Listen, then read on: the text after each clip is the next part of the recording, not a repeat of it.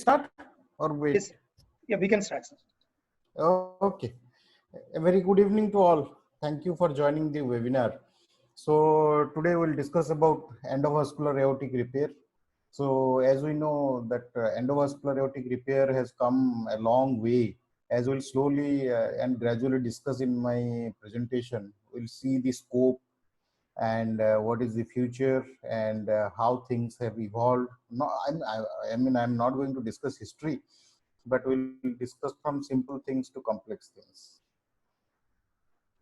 So when we talk about aortic repair, aorta has a simple anatomy, though a very complex physiology, but the anatomy is very simple. And we focus on the anatomy, but there are many details that come out when we are doing a planning of the case, and we need to understand many nitty-gritty, many details when we are actually going for a complex endovascular repair.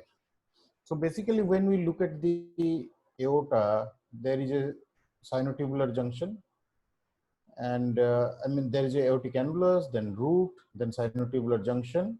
This is the ascending aorta. It starts from the sinotubular junction and ends at the proximal part of the innominate artery. Then there is arch, and from the distal part of the subclavian artery, we have the descending thoracic aorta. Then the abdominal aorta, it is two parts: suprarenal aorta, infrarenal aorta. Then finally, we have the iliac arteries. This simplistic classification is very important because it has great value when we plan a endovascular case, even in the management, whether it is surgical management or in the endovascular management. This very simplistic looking classification is very important to choose proper case and to plan the case. So from an endovascular perspective, there are different zones of the aorta. So zone 0 is the ascending aorta, which starts from the sinotubular junction and proximal to the innominate artery. Then zone 1 is between the innominate artery and the left common carotid, then left subclavian, and then accordingly, I mean thoracic aorta T4, then below the T4, then abdominal aorta, like that. These things are important to understand the endovascular planning when we are going for an endovascular planning of the case. So when we talk about the aorta, there are certain diseases that we need to understand. So the aortic diseases are basically fall into three categories of diseases. One is the transection. It can be, most of the time it is traumatic transection like this, or it can be an aneurysm or dissection. Dissection is part of a more generalized syndrome called acute aortic syndrome. Okay. So acute aortic syndromes are basically, there are 3-4 varieties of acute aortic syndromes which present with acute chest pain most of the time. They can also present with hemodynamic collapse, end organ perfusion defect, and other problems. So there are acute aortic syndromes. One is the dissection, like there will be intimal tear with a true lumen and a false lumen. It can be intramural hematoma because of accumulation of blood between the intima and the media. Many times it is because of a small dissection that gets healed, or there are different other mechanisms like vasa vasorum rupture and other pathophysiologies are there. Then we can have a very localized dissection with bulging of the aortic wall. We can have a penetrating ulcer where there is an localized, it's a type of localized dissection only, not a dissection actually, where the penetrating ulcer, there is a, I mean, there is bleeding into a plaque. That's a penetrating ulcer. And fifth category is intervention related aortic injuries. They are the fifth category of acute aortic syndrome. So these are the basic category of acute aortic syndromes. And according to current guidelines, endovascular therapy are preferred in certain types of acute aortic syndromes. So before understanding the management of aortic diseases, there are certain investigations, and we will see how the investigations are important. That there are certain investigations like transthoracic echo, transesophageal echo, CT, MRI, and the conventional aortography.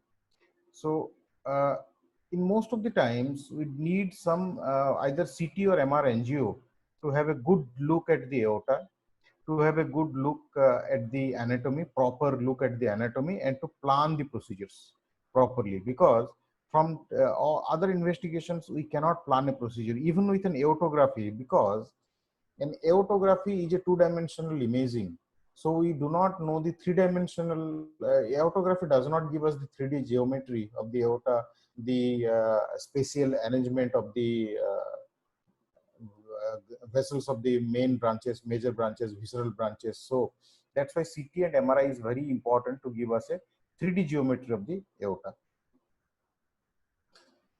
So what are the major symptoms when a patient presents with an acute aortic syndrome? Because most of the time chronic chronic disease like an aortic aneurysm, most of the time it will be asymptomatic and it will be detected for some investigation done for some other reason.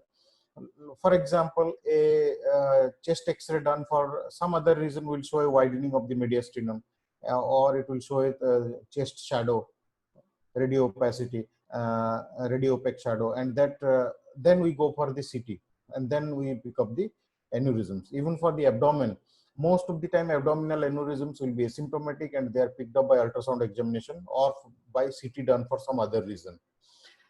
But acute aortic syndromes are usually very symptomatic. Sometimes patients with aortic dissection, they present with excruciating chest pain, severe chest pain, that is usually sometimes it is located posteriorly in between the scapula.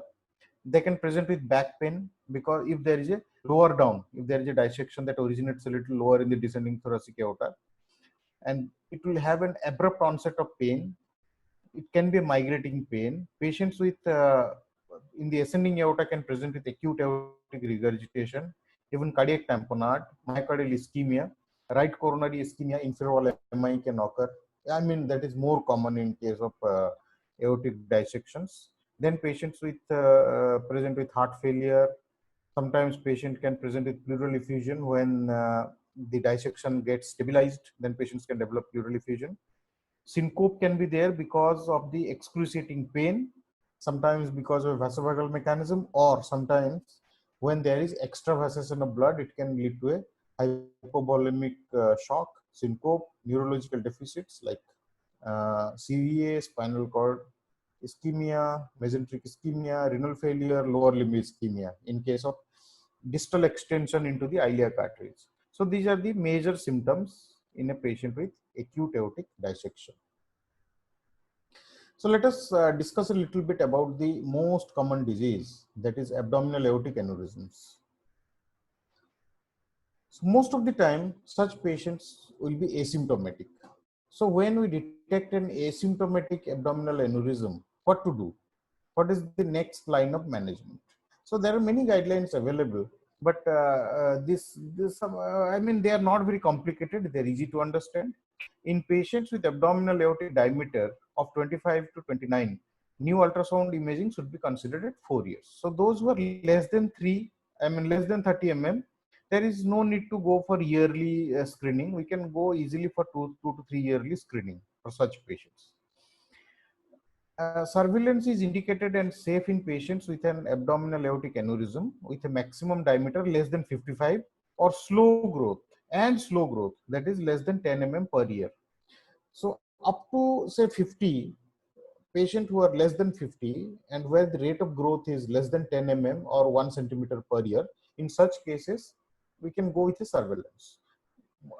In the era of endovascular repair, once the diameter is more than 55 or the even diameter is less than 55, but it is rapidly growing more than 1 centimeter per year, then it is indication for repair, either endovascular or surgical.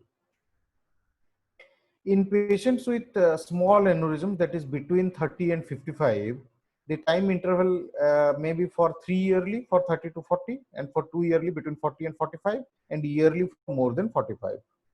Because we then, as we know from the Laplace law, that as the diameter increases, so the rate of growth also increases. That's why because the shear stress on the wall increases rapidly with increasing size. That's why with more increasing size, more frequent evaluation is needed.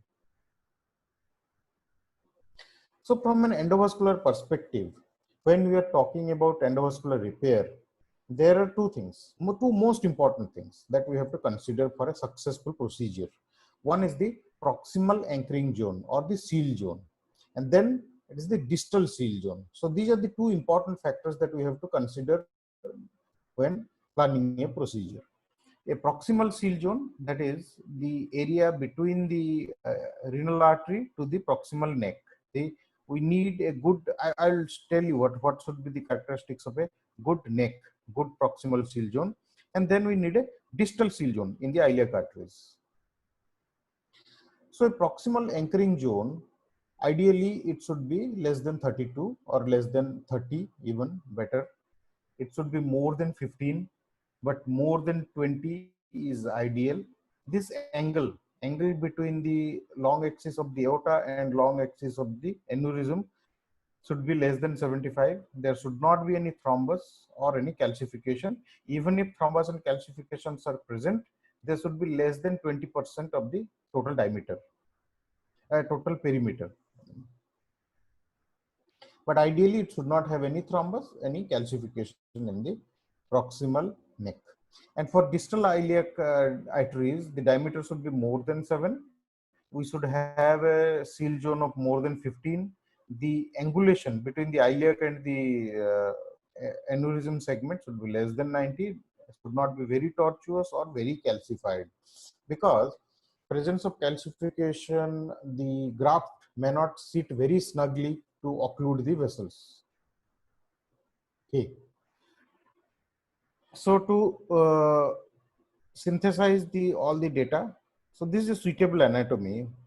What happens? So a suprarenal angle that is less than 60, this angle A should be less than 60. If the angle A is more than 60 degree, like this, if it is there, then there will be some amount of malalignment or kinking of the graft, which increases the chance of endoleak.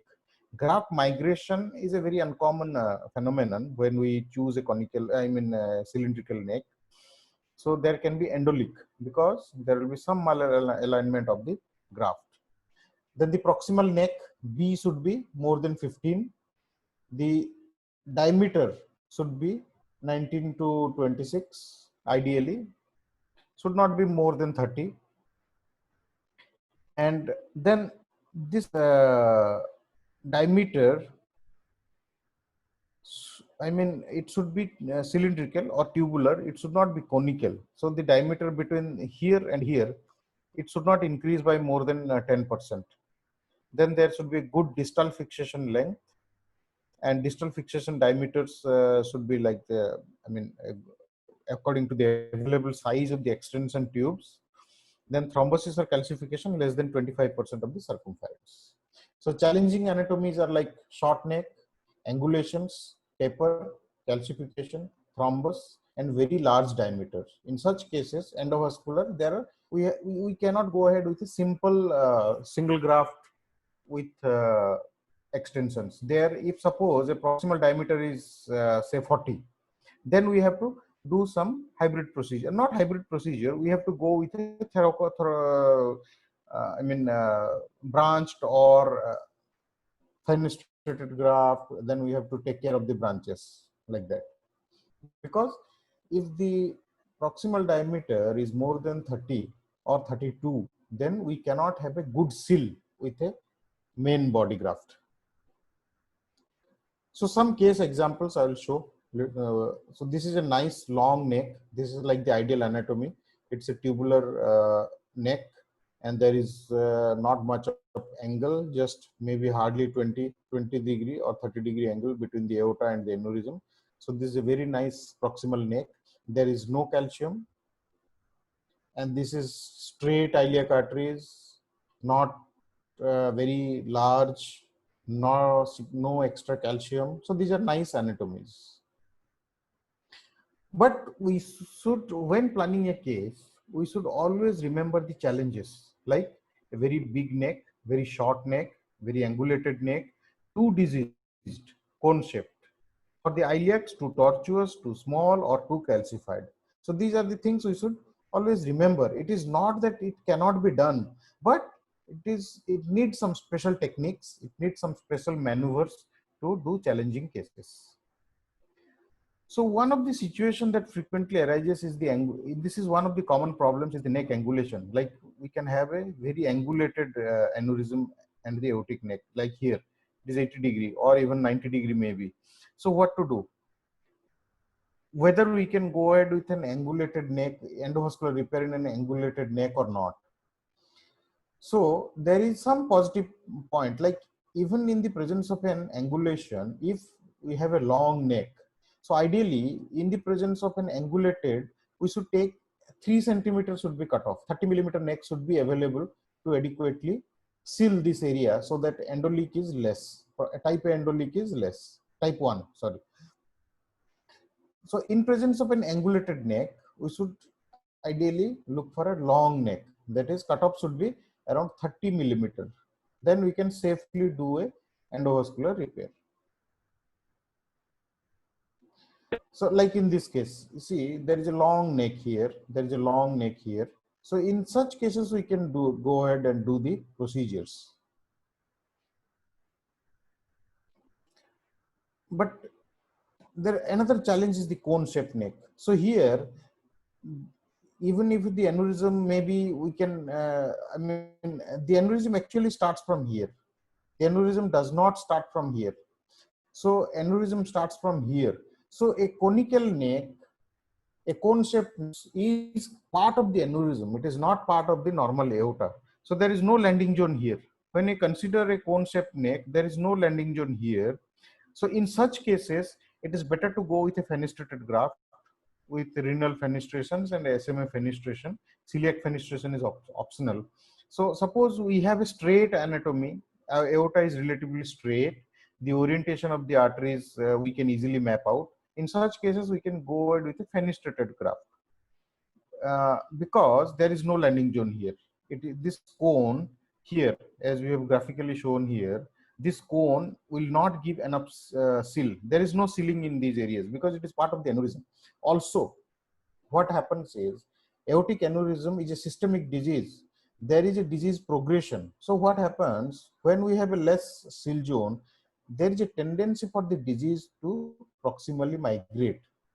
So in the presence of an inadequate proximal seal, late occurrence of endoleaks can be there. So I'll show you one abdominal aneurysm case. So this is a 61-year-old male. He was chronic smoker. As we know, smoking is one of the most important risk factors for abdominal aneurysm. Then because he was a chronic smoker, he had severe COPD. He was very thin, BMI of around 14. He presented with chronic abdominal pain, and aortic aneurysm was detected on ultrasound.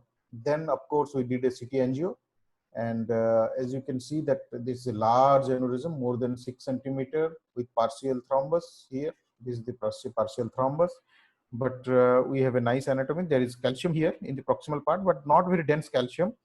The iliacs are little challenging with more calcium in the iliac arteries. The angle between the aneurysm and the iliacs was also not very unfavorable. So more or less, this is a favorable anatomy for in this given case. What we see is that the neck length of around 30 mm, and then the angle between the aorta and the aneurysm is, I mean, this small angle here. So this comes around 150. So the angle A comes around 30°. So this is a suitable, favorable anatomy. So we did this case. As you can see here, it is a large aneurysm here. So this is how it is done. We do a surgical exposure because we need 3 ProGlides to this LifeTech. I mean, this device is 2022 French. So we need 3 ProGlides, or we have to go with a surgical cut down. So we did a surgical cut down and we put a marker pigtail to adequately size this device, size the aneurysm.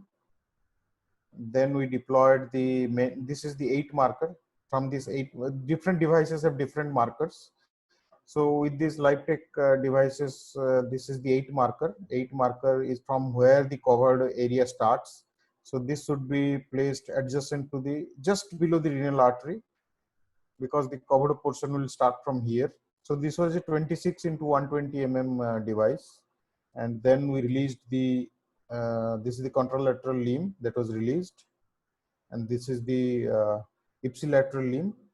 So we partially released the ipsilateral limb, not fully released. Then we cannulated the contralateral limb here. And after cannulation, we put an extension, iliac extension, 12 into 80 iliac extension was put here. And this ipsilateral limb was just short. So we had to take another extension and put it. So one is the main body, then we deployed 2 extensions, one on the left, one on the right side. So this is the aneurysm after the repair. So as you can see here, the aneurysm is totally obliterated. It was a very nice result. There is no on-table or no type 1 endoleak after the procedure. So aneurysm was totally obliterated. Next, we'll discuss so this is abdominal aortic aneurysm. Next, we'll discuss a little bit about thoracoabdominal aneurysm, thoracic aortic aneurysms, and dissections. Then we'll have a more little general discussion on the different techniques, different devices available for endovascular aortic repair. And then, because it's a huge topic, it's a all total different science.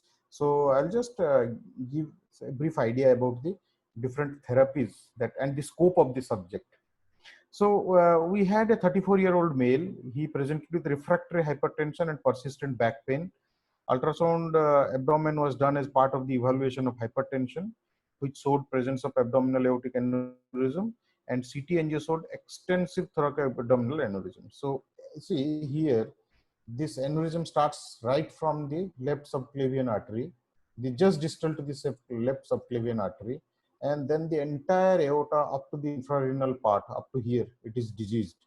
So, and he is a 34-year-old male with extensive calcification. So we made a diagnosis of Takayasu in this case. The reason for Takayasu is he had his his right renal artery was totally 100% occluded. His celiac artery showed stenosis at the ostium, age of onset less than 40 years. So he fulfilled 3 criteria for Takayasu. So he was diagnosed as a case of Takayasu. And initially we controlled his disease activity with mycophenolate mofetil and steroids. Then we took up the case because these were large aneurysms, actually, saccular aneurysms.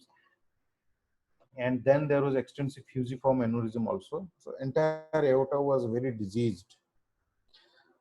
So there was a lot of discussion, lot of planning that went into this case, that how to actually plan this case. The angulation was not favorable. I mean, going ahead with a fenestration at the distal part is not easy. Fenestrations are more favorable at the proximal part, but here the fenestration or a branch graft is not easy in this case. So there was a lot of planning went into this case. So finally, I'll show you what I did. We deployed a proximal stent graft. So we had an access from the left subclavian, then we had an access from the right subclavian and bilateral femoral. So first we deployed a proximal stent graft. Then we cannulated inside the proximal stent graft. So we came inside from the left subclavian, we came inside the proximal stent graft, like here. So then we cannulated the SMA from above through the left subclavian, and we cannulated the left renal artery because right renal artery was 100% occluded. So we did not try to open it. And right kidney was also non-functional. We got a DTPA scan for the right renal artery. It was non-functional. It had just 5% residual function. So we cannulated the left renal artery from the from below. Then we positioned another long stent graft here. And what we did is we put a sandwich chimney. So this is a sandwich chimney from the SMA, and then we put a periscope here. So here there are three techniques of branch grafting, that is called chips. Chips is chimney, then periscope, and sandwich. So we used sandwich chimney here. This is a sandwich chimney, and this is a periscope, comes from below. And this is the final result. As you can see, the SMA is nicely flowing, the renal artery is completely filling, and all the aneurysm was obliterated. So this is the pre-CT and this is the post-CT. So we made a totally metal aorta with preservation of the SMA flow, and so the renal artery is not seen in this angle, but it is there. SMA flow is patent and left renal artery was patent. So this was a very interesting and very challenging case. Then there are some cases like acute aortic dissection. Here, as we can see that the dissection starts from just below the left subclavian artery, and it goes into the iliac arteries. These cases are relatively straightforward. Only thing is we have to properly size these devices. In acute dissection, we should oversize only by 10%, not more than 10%, because there is a chance of distal dissection also. So this is after deployment, and follow-up CT shows total obliteration of the false lumen. The patient is doing well. Then there is another very interesting case. Patient presented with hemoptysis actually, and as you can see, there is a saccular aneurysm here, and this was the reason for his hemoptysis. And it was a relatively straightforward case. We deployed a stent graft here. We deployed a Cook graft, and this is the post-deployment. Aneurysm is obliterated. So, I mean, these are the cases that I have shown: some abdominal aortic aneurysm, thoracic aortic aneurysm, thoracic aortic dissection, and thoracoabdominal aneurysm. So that covers the entire spectrum of the descending thoracic aorta and abdominal aortic disease. So when we have a little general discussion, like how do we find such patients? Because most of the time they are asymptomatic. How should we screen patients for abdominal aortic aneurysm? So the United States Preventive Science Task Force, it recommends that one-time screening with ultrasound should be done in men between ages 65 to 75 years who have ever smoked. So patients, males with a history of smoking, whether they are current or previous smoking, those who are ever smokers and between 65 to 75 years of age, they should be screened at least once. And then patients, I mean males who are between 65 to 75 years of age but who are never smokers, there the screening should be based on the patient's medical history, family history, other risk factors, and the patient's preference. So other risk factors means patients like those who are post CABG, patients who are post PTCA, and such patients who have vascular disease in other vascular beds, they have a propensity to develop aortic aneurysms also. As compared to the general population, their risk of aortic aneurysms is more. So in never smokers, those who are between 65 to 75 years of age, we can individualize patients for one-time ultrasound screening. There is insufficient evidence for women between 65 to 75 years of age who are ever smokers. And it recommends against routine screening of women who are never smokers and no family history of abdominal aortic aneurysms. So basically what I want to say is, patients who have a history of smoking, males, they should be screened, or males who have vascular disease in other vascular beds like carotid artery, coronary artery, peripheral vascular disease, they should be screened at least once for their abdominal aortic aneurysms. So these are the aortic pathology that we have discussed, like transections, aneurysms, and dissections. And then there is a very important, this is the last frontier of endovascular intervention, the ascending aorta. So this is an ongoing battle to win the ascending aorta, but still the technology is rapidly evolving, but there are many scientific and biologic limitations to this approach, because ascending aorta is the hemodynamics of the ascending aorta, the hemodynamics of the disease is entirely different from the descending aorta. So this is entirely different science as compared to descending thoracic aorta, arch of aorta, or abdominal aorta. So this is entirely different science. When we talk about, why I am showing the thoracoabdominal aneurysm is because patients who do not fit into, in the initial, in my initial presentations, I have shown that there are some challenging anatomies for patients with a abdominal aortic aneurysm. Suppose the neck is very wide, something like this. Suppose the neck is very wide. But with the current generation, with the current technology, with our current understanding of the disease, it is still possible to treat such cases in presence of challenging anatomies, whether it is in the iliac artery or in the proximal part. That's why the concept of thoracoabdominal aneurysm is a must for all persons who are into vascular repair. We need to understand thoracoabdominal approach, because most of the time, not most of the time, many of the time, it is not possible to simply put one graft and come out. It is not possible. So that's why understanding thoracoabdominal aneurysms and what can be done for such patients is very important, how to understand. So that's why I will give some idea about thoracoabdominal aneurysm, endovascular repair. For any aortic aneurysm endovascular, there are certain standard points where we need diameters and all. So like in the aortic part, we need aortic annulus, we need sinuses, we need sinotubular junction. Then widest part of the vertical ascending aorta, we need an arch diameter at the level of the left common carotid. Then widest part of the vertical descending thoracic aorta, suprarenal abdominal aorta, infrarenal abdominal aorta. So these 8-point standardized reporting should be there for all EVER cases that we are planning. Then the concept of seal zone. Seal zone is most important because any type 1 endoleak on table is a procedural failure. So we should consider type 1 endoleak as a procedural failure. And we have to do something, either we can post dilate or we can put another proximal, we can proximally extend. We have to do something to treat the type 1 endoleak. That's why seal zone is very important. Adequate endograft seal zones are vital to ensure long-term success. In the aortic arch, the proximal seal zone should be consist of parallel walls in relatively healthy aorta with a diameter of less than 38. The proximal neck should be at least 25 millimeter of length and free from excessive thrombus and calcification.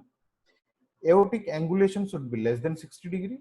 For cases involving an A branch stent graft with proximal seal zone in the ascending aorta. So I will show what is an A branch graft. Recommended seal zone is at least 4 centimeter for the ascending aorta and arch of aorta. So now the device designs have evolved to involve the arch of aorta. So there are, in the arch of aorta, we have zone 0, that is from the sinotubular junction till the innominate artery. Then zone 1 is the left common carotid artery, and zone 2 is the left subclavian artery. In a thoracoabdominal aorta, where the anatomy is not favorable, where we do not have enough seal zone in the proximal part, actually we can do such procedures.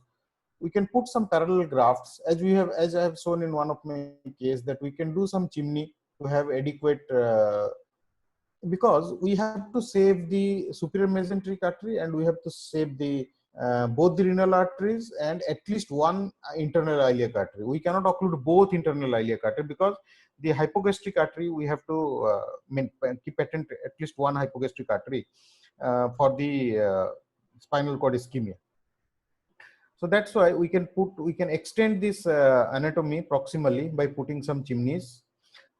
So whenever the flow comes from above, it is chimney. When the flow goes from below, it is called periscope.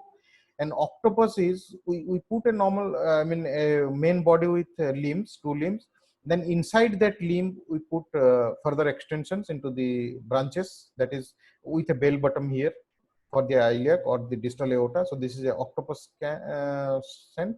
Or we can do a sandwich, like we put a graft, we put a proximal graft, Then we put a chimney here, and then we put another graft, sandwich this. This is the sandwich. This is the sandwich. Or we can do a periscope like here. So this is the cross-sectional image at this level. So these are the different parallel graft techniques for the thoracoabdominal disease. But now we have dedicated devices also, dedicated designs of endovascular grafts. Like this is a Cook T device. So this has a one for the celiac, one for the SMA, then two renal arteries, and then or else there are different designs like celiac, SMA, and fenestrations for the renal arteries. So this can be a physician, this can be a custom-made device, which usually takes 6 to 8 weeks to get a custom-made device for the patients according to the patient's anatomy. And there are some off-the-shelf devices also available. And then this is called a scallop and a fenestration. Here this is a scallop for the celiac artery. Then there is a fenestration for the SMA and fenestrations for the renal arteries. So all these options are available for thoracoabdominal disease. This is a P, so it is a P branch graft. As I have told, this is for the celiac, scallop for the celiac, fenestration for the SMA, and fenestration for the renal. So it can be done when there is, the renal origin of the renal arteries, this part is normal. If this part is enlarged, like in the type 2 thoracoabdominal aneurysms, this cannot be done because then we have to take a branch graft, T branch. So this is a T branch graft. It can be put in very dilated and aneurysmal thoracoabdominal aneurysms. So how it is done is you put a device here, and then you put extensions. Then we can put bare metals to get additional fixation into the branch arteries. Then when we are going for extensive thoracoabdominal aneurysm repair, there is a concept of staged procedure. So what happens is this mainly for T4 to T8, these areas give collaterals to the thoracic spinal cord. So put a thoracic graft here, wait for 4 weeks, then put the extensions. So by that time, many collaterals will develop and risk of spinal cord ischemia will be lower. Next, we should understand hybrid repair, that our vascular surgeon friends, they can put a graft, they can put a branch graft from the iliac artery into the renal artery and the SMA and the celiac. And then we can put endovascular graft to cover the tubular aorta.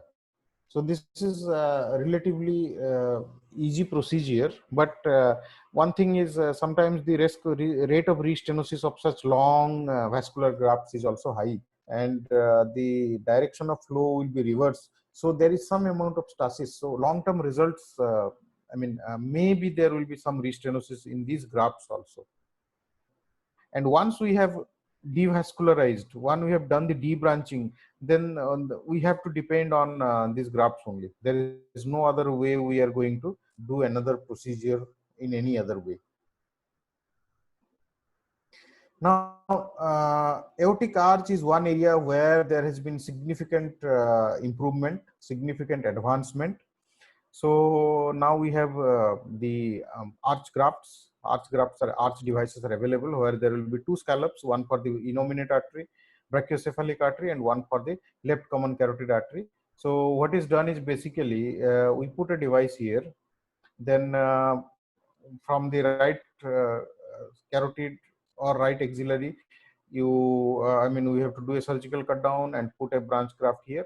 Then from the left carotid, we have to do a cut down and put a graft here, branch graft, and then we have to bypass the left subclavian. Because why this thing is important, any surgery on the arch of aorta is a very high risk surgery. And there are, honestly, there are few surgeons who are competent enough to give good result with the arch of aorta surgery.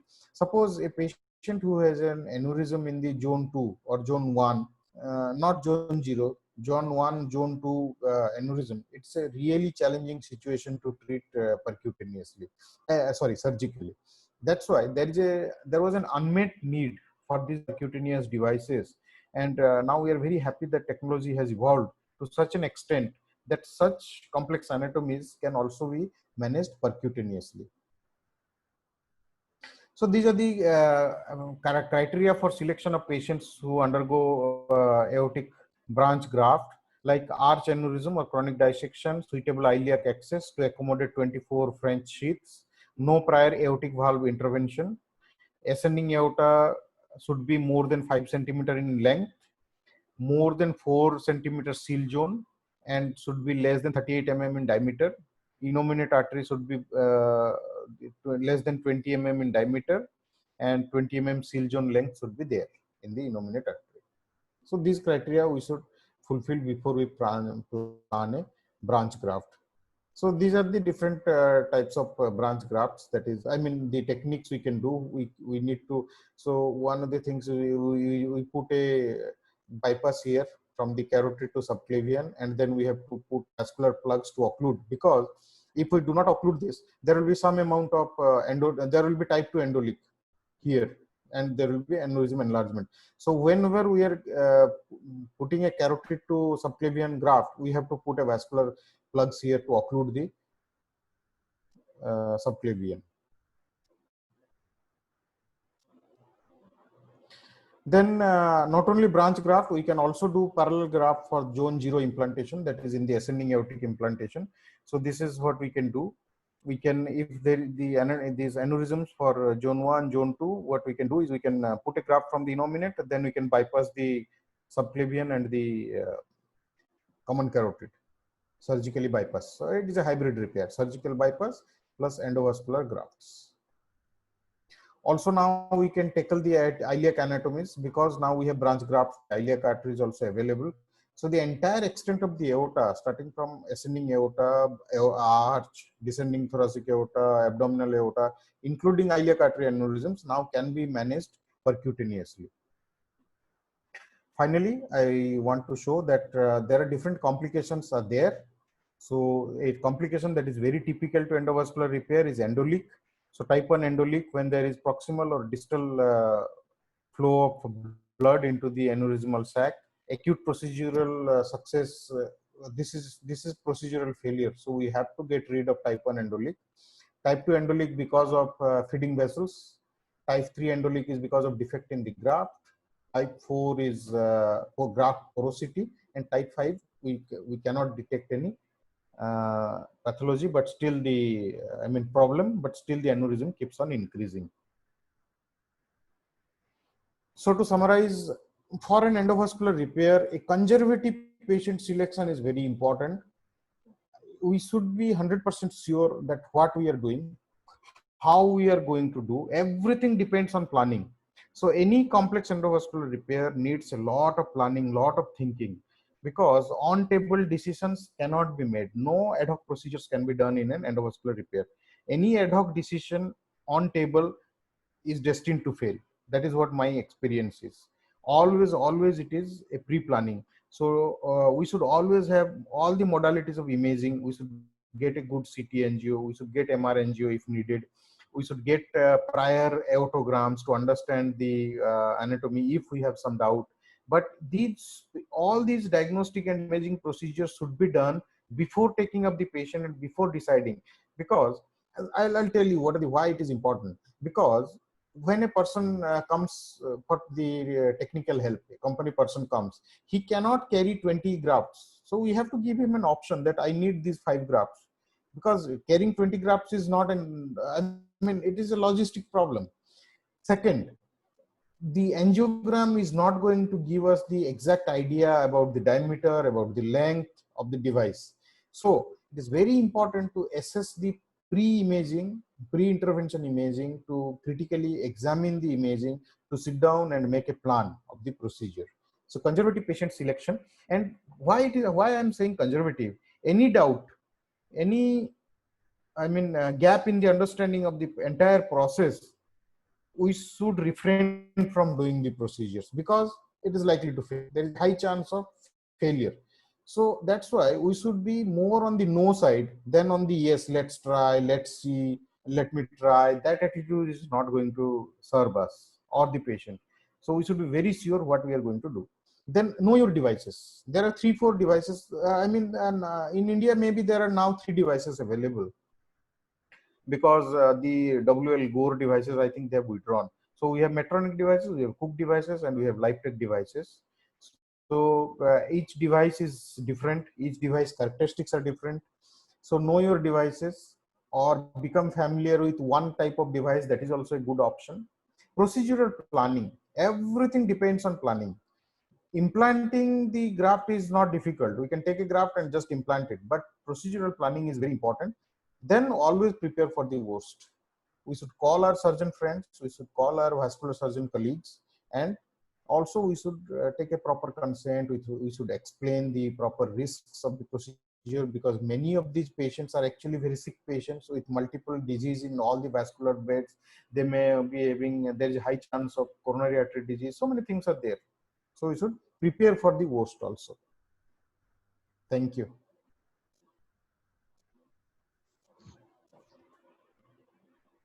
Dr. Anupam. Yeah. This is Vadivel. How are you? Yeah, I'm fine. Anupam, a very nice presentation. Anupam, I have some doubts.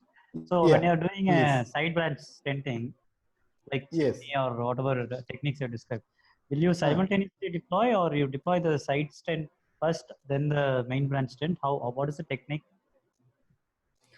No. So what I normally do is, whenever I put a chimney, I put long sheaths. These Cook sheaths are available, kink resistant sheaths. So in the renal artery, in an abdominal aneurysm for the renal artery, we pre-cannulate the renal arteries and we put the long sheaths. Then we place the covered stents, covered grafts in the renal artery. Then we deployed the main artery, the main graft, and we deploy the side branch grafts. Okay, so first the main aortic graft, followed by yes. So will you not compress that? Compress the side branch stent? Now, usually it does not compress. So there are two options. Suppose there is an angulation or compression of the side branch stent. What we can do is we can try a balloon dilatation. But sometimes if it is not corrected with a balloon dilatation, then we have to put a bare metal stent inside the graft, inside the covered stent. These are two options available. The reverse we cannot do because of fear of endoleak, no? Because if we are deploying, yes, reverse. Reverse we cannot do. Okay. What about you're saying, no, the thoracoabdominal graft stenting in that patient, second patient you have told you. Yes, yes. So you have done it at the same time, no? Single procedure, no? Single procedure. So what I did is I deployed the proximal graft, and then I positioned these side branch grafts in the SMA and the renal artery. Then I partially opened the second graft, and once I partially opened the second graft and had some overlap with the main graft, then I deployed these sandwich stents. Okay. So we need not worry about spinal artery ischemia during such a long stent. You can deploy. Yeah, that's a very good question. And for this patient, we put a spinal drain, and we put him on a spinal drain for 72 hours actually. And we maintained the CSF pressure between 15 to 25. I mean 10 to 15, not 25. We maintained the CSF pressure between 10 to 15, and we did some. There is a protocol for spinal drainage because we drained CSF fluid intermittently, and we gave some steroids also to reduce the ischemia. Yes, because surgeons are anyway they are not going to take that case because of the extensive morbidity, extensive disease. Yes. This patient anyhow, if they are going to take for surgery, the 100% paraplegia, I think I don't know any surgeons in the. No one will touch that case.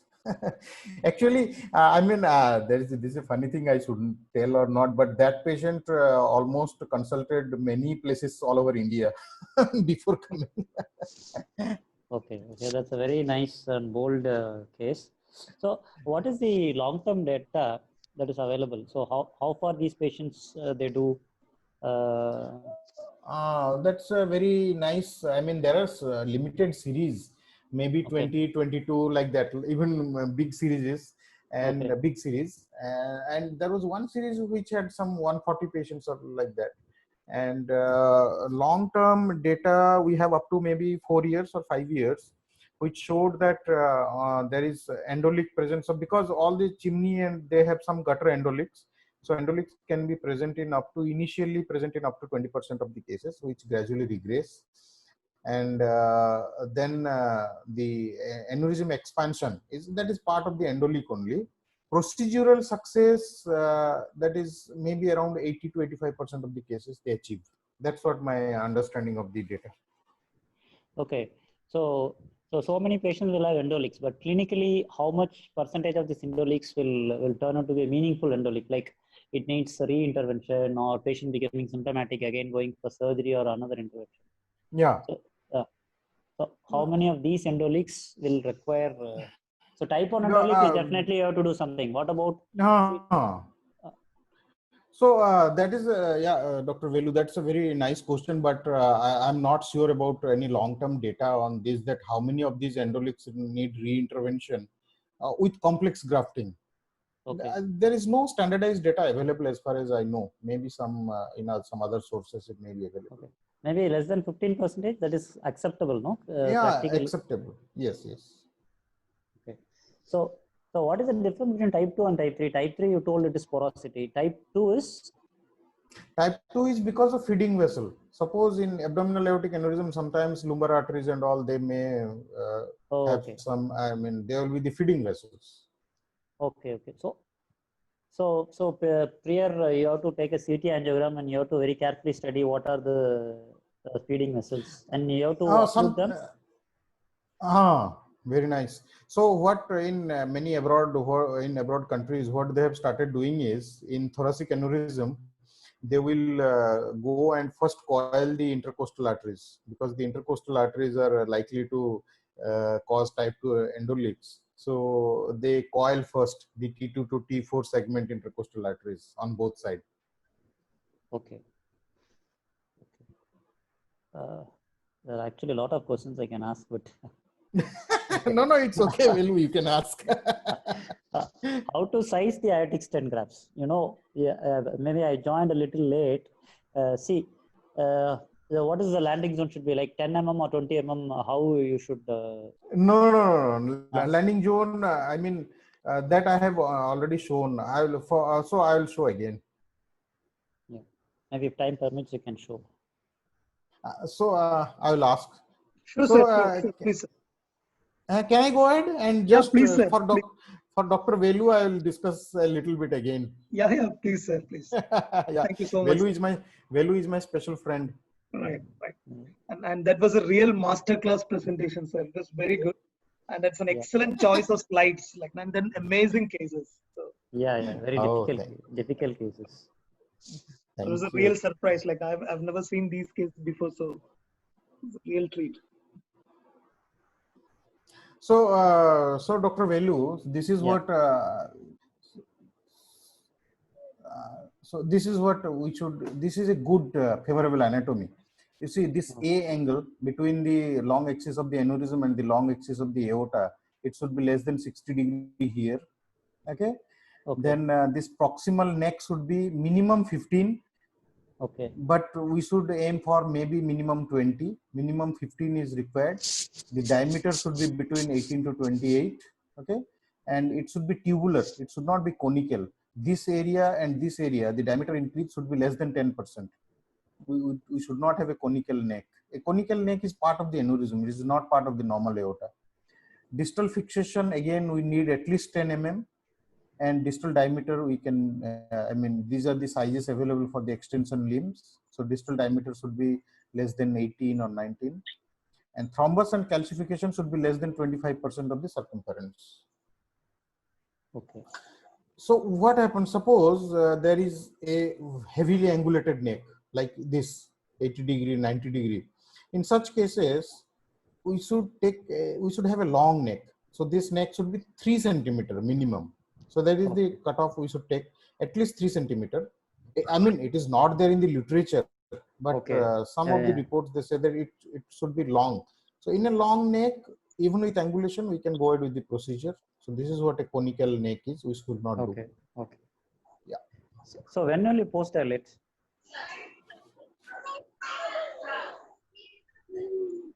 Yes.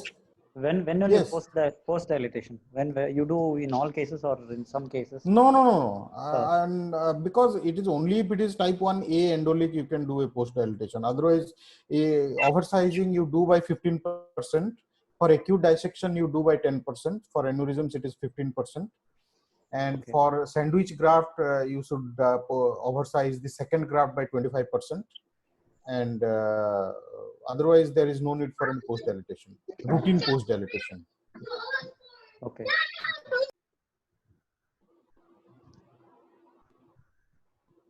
So, any other questions from anybody?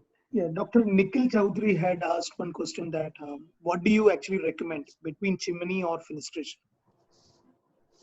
Depends on the anatomy. If the anatomy is straightforward, if the aorta is not very angulated in the segment of intervention, then it is better to do a fenestration. The angulation and the three-dimensional relation of the arteries is not favorable. Chimney is a easier procedure. Less chances of failure with chimney. Right, sir. So, how to take care of the local femoral axis? That's so important, no? So I mean, in all my cases, I go with an open repair, open cut down. Yeah. Okay. But there are people who put 3 ProGlides and then do the procedure. But it's, I mean, it is definitely cost is also more. It will add to the cost. And putting 3 ProGlides, I'm not very comfortable. I put 2 ProGlides for these 18 French sheaths. Okay, so when if you are going to surgical cut down, is there any minimum size, like in TAVR we have size? Yes, we need more than 7. More than 7 millimeter. Okay. Iliac should be more than 7. So in the presence of, suppose the iliac is very small, then we can go ahead with alternate access. We can put a this thing, tubular extension grafts and all. The surgeons can do that. They can put a tubular extension and we can do the procedure through the extension, or we can go ahead with serial dilatation with the Kunz dilator that are available. We can go, suppose an iliac artery which is very calcified, we can go ahead with a serial dilatation to achieve the minimum diameter for passage of the grafts. These are the 2 techniques available. Okay. Because most of the times the iliac arteries are calcified, tortuous. They are also diseased in these patients. Diseased, yes. Because if you don't prepare the pathway it is going, it may injure the vessel through it is going and may produce retroperitoneal hematomas. Exactly. So that's why it is very important to know the anatomy. I mean diameter. If the diameter is less than 7, it becomes a little risky. We need some vascular surgical procedure, like putting a graft extension.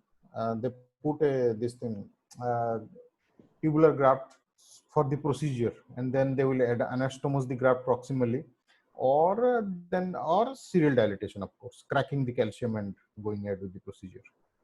Okay. So you are saying one patient you have subclavian access. So in subclavian access, you do it radiographically or you do ultrasound?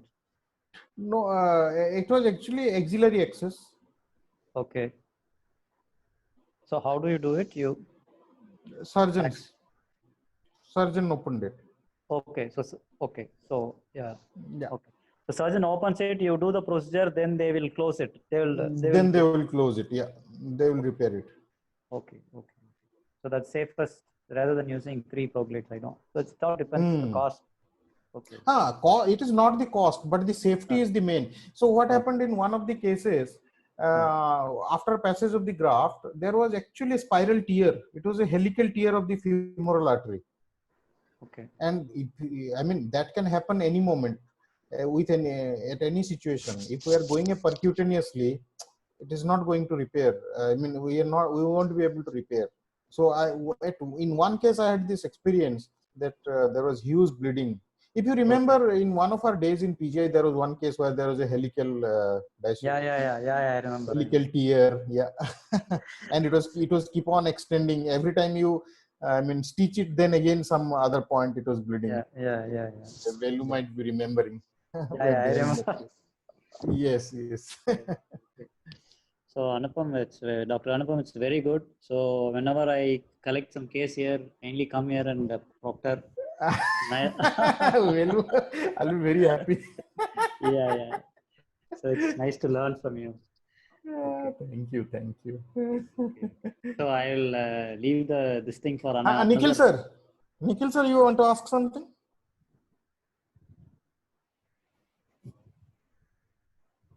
Hello.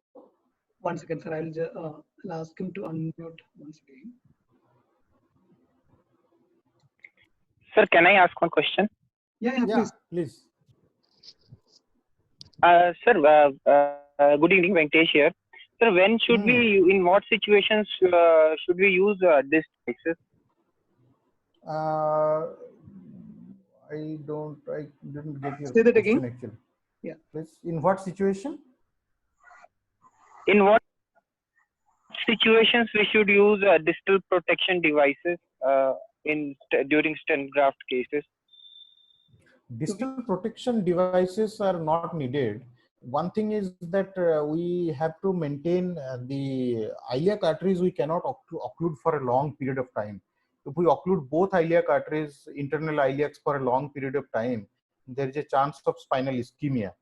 So that's why it is sometimes recommended that when we are passing 2 or 3 grafts, we should use both the iliac arteries rather than pass everything from one iliac artery. So that is one option. We should not occlude both the iliac arteries for a long time. It will increase the spinal ischemia. Sir, I want to ask a question. Yeah. Actually, aorta is more than 46 mm diameter and aneurysm is almost 80 mm. So what should I do actually? What we can plan accordingly? Where is at 46 is at what level, the diameter? This is the basically ascending aorta. And aneurysm is on the arch. So first doctor planned for the surgery to subclavian on the carotid. And that aorta is almost 46 mm. So what we plan in that case? Because it's very difficult. This type of yes. So this is very difficult because if the ascending aorta is more than 38 mm, then planning a percutaneous repair is difficult. It is not advisable. And if the aorta is 46, it is nearing almost 5 centimeter. I don't think percutaneously any device is available for this. We have to do a root replacement with surgery. Sir, any possibilities to compress the aorta with some dichrone graft or something?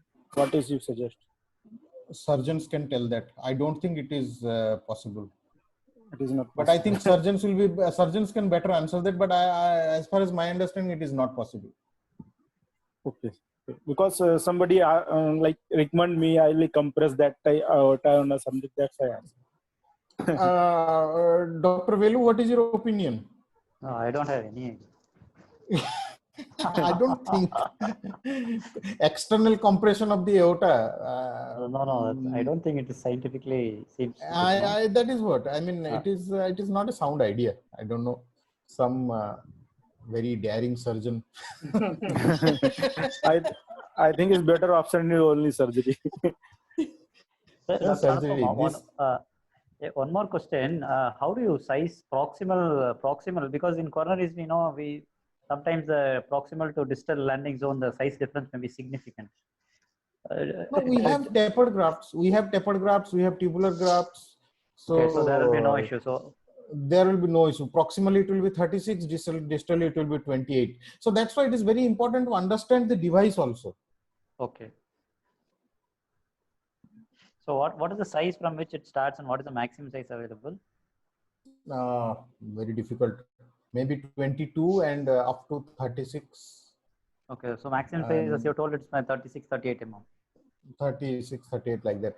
For this Medtronic, the variant is available up to maybe 42. Even the Cook devices is around 42 to 44. It is available for the thoracic aorta or the ascending aorta devices.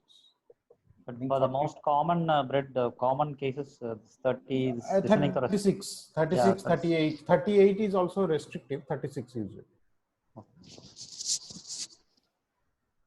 Actually, in LifeTech, we have the minimum size of 22 to maximum 44, sir. 34, in thoracic. And in 36, I think. In 36, not available? I forgot. 34, which tapers to 26 or 28 is there in LifeTech. yes, sir, 34, 28 is there. Tapered. 34, 28, 200 yes, up sir. to. And in abdominal aortic, we have 22 to 34 maximum. Yes. And we are working on 36 also, sir. Soon it will be available in India. 36. Yes. Yes. And sir, I have one more question, sir. In doing chimney, is there any chance of endo leak, sir? Yeah, definitely. Because chimney, so doing chimney, there is a chance of gutter leak. We call it gutter endo leak. So that depends how much is the gutter endo leak, how much is the flow.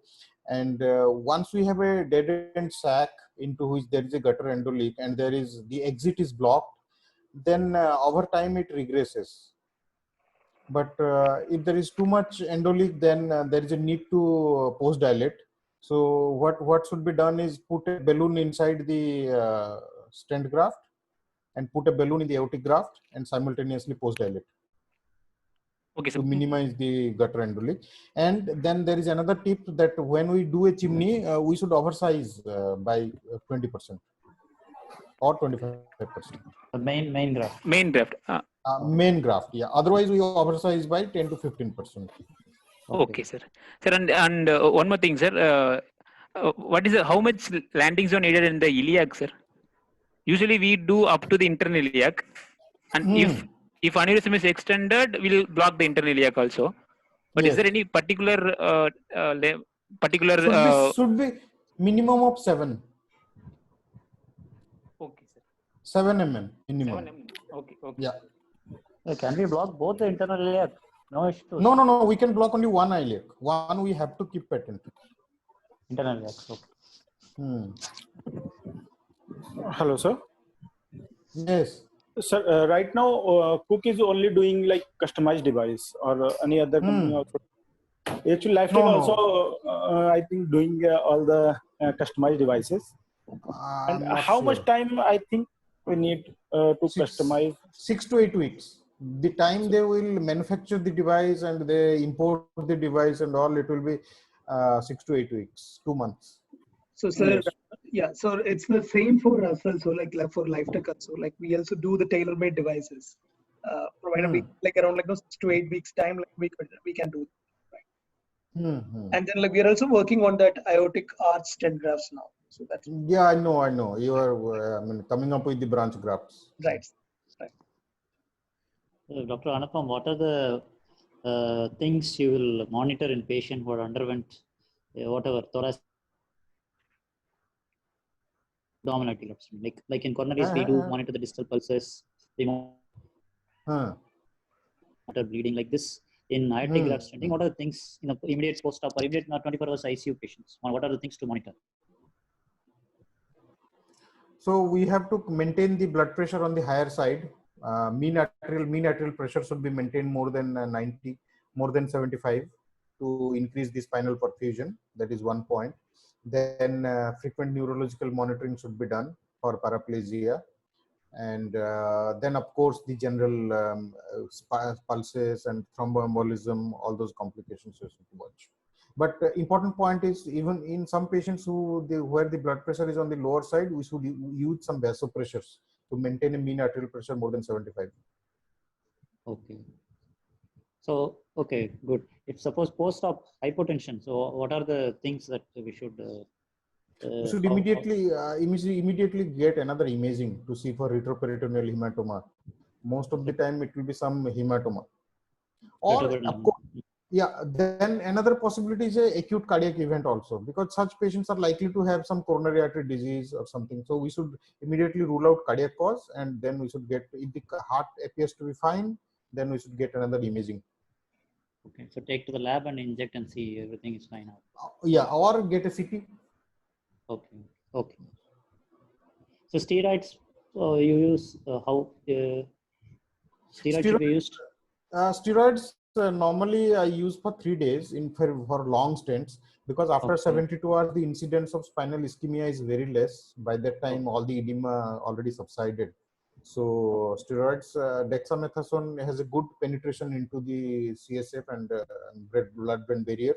So normally I use dexamethasone. Okay. So antibiotics? Broad spectrum antibiotics, anything can be given. Like For- normally I, because all these procedures are done under general anesthesia, I Okay. prefer to use ceftriaxone. Okay. So for 48 to Ceftriaxone and 72. with yeah. Normally Okay. discharge after 4 days.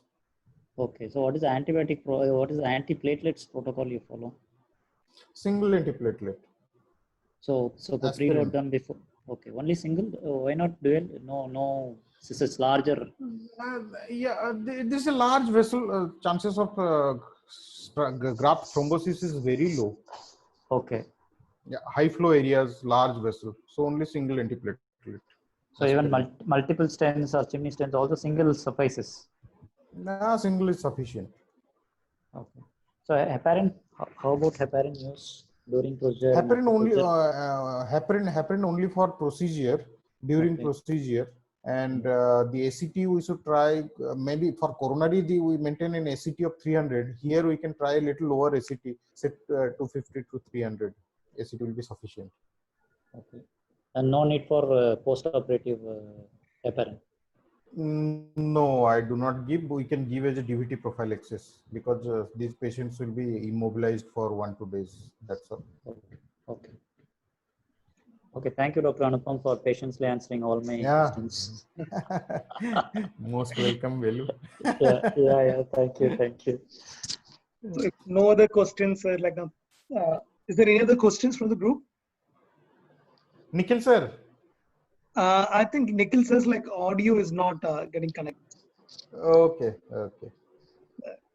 I tried unmuting him, but then No, he is unmute, but he is. Yeah, there's some network issue, I believe. Sir, only back pain is the symptoms for this aneurysm, detecting aneurysm. Any other symptoms? There are many symptoms. Most of the time, it is without any symptom. Other symptoms like pain, abdomen, and thromboembolism, like that. Okay, right. So, sir, thanks a lot, sir. I think like that was a real masterclass presentation from you, and with an excellent choice of slides. Thanks a lot. We've recorded this session. Like, I'll send the link to you. I'll take your permission before uploading it. Like, I'm sure like this will add a lot of like academic value to like to the listeners and the viewers. Okay. Yeah, upload it in YouTube also. Yeah, sure. We'll send you. Right. Yeah. Okay. Right. Thank you. Thanks a lot, sir. Bye. Good night to all. Yeah. Thank you, sir. Thank you, sir. Thank you so much. Good night. Good night.